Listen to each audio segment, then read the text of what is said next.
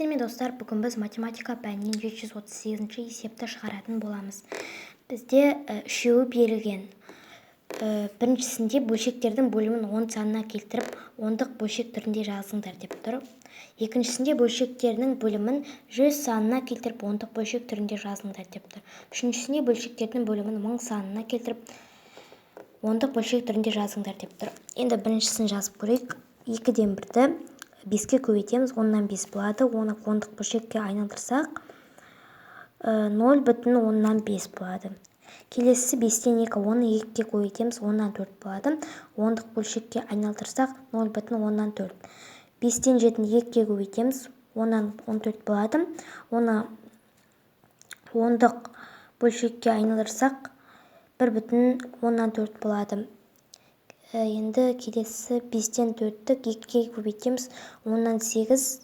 Енді оны ондық бөлшекке айналдырсақ, 0,10-нан 8 болады. Екіншісі 4-тен 1, 25-ке көбейтеміз, 100-ден 25 болады. Оны ондық бөлшекке айналдырсақ, 0,100-ден 25 болады. 20-дан 3-ті 5-ке көбейтеміз, 100-ден 15.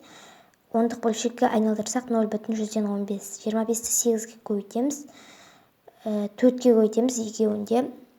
Сонда 100-ден 32 болады. Ондық бөлшекке айналдырсақ, 0,100-ден 32. Келесі 25-тен 7-ті 4-ке көбейтеміз, 100-ден 28. Ондық бөлшекке айналдырсақ, 0,100-ден 28. Енді 50-ді 2-ке көбейтеміз, 50 мен 1-ді. Сонда 100-ден 2 болады.